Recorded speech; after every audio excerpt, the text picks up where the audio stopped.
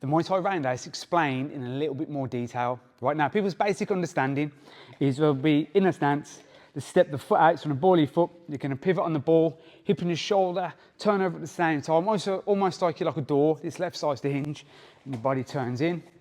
And if you step from there, as you turn through, you turn your shin over, same side arm swings out, and you kick all the way around. That's people's basic understanding of the kick. However, there are like a few other aspects that kind of help it to generate more power and why it's a little bit different than most roundhouse kicks and other martial arts right now.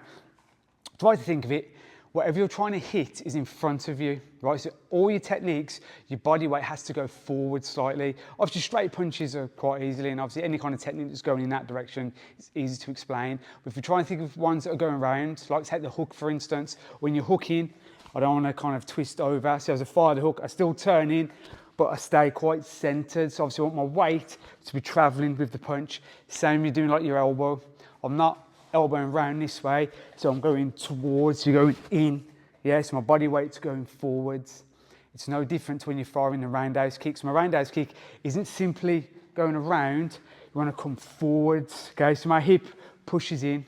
If any of you have kind of watched my stuff for a while, you know I talk a lot about kicking direct, okay, which is where this comes through. So kind of pushing forwards with my hip and you're kicking right through, okay? So when you're on the bag, or obviously when you're hitting the pads, or obviously somebody, for real, I'm not going step and firing it round this way. So I want to step and you chop forward. So as you're firing your kick, so I'm kind of pushing on my hips. When I step, should be on the ball of my foot.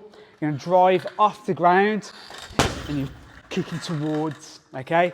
So as you're doing it, it's not simply going around this way.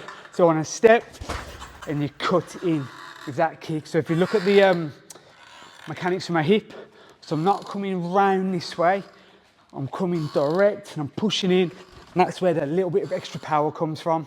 Right now, by doing it this way, it kind of can stop anything that's kind of pushing towards you. So if your opponent's trying to be aggressive, this kick's going to stop them full on. Okay, it's going to be very direct, very powerful, and it kind of stops them from pressing forwards. If they're trying to throw some punches, this kick's going to stop them. We're going around, might take a little bit too long. The punches may land. I'm not going to get that same effect of keeping him back. Okay, so try now, when you're doing your own kicks, rather than going around with that kick, you want to step and you chop in, pushing that hip forwards. Okay, give that a try, let me know how you get on.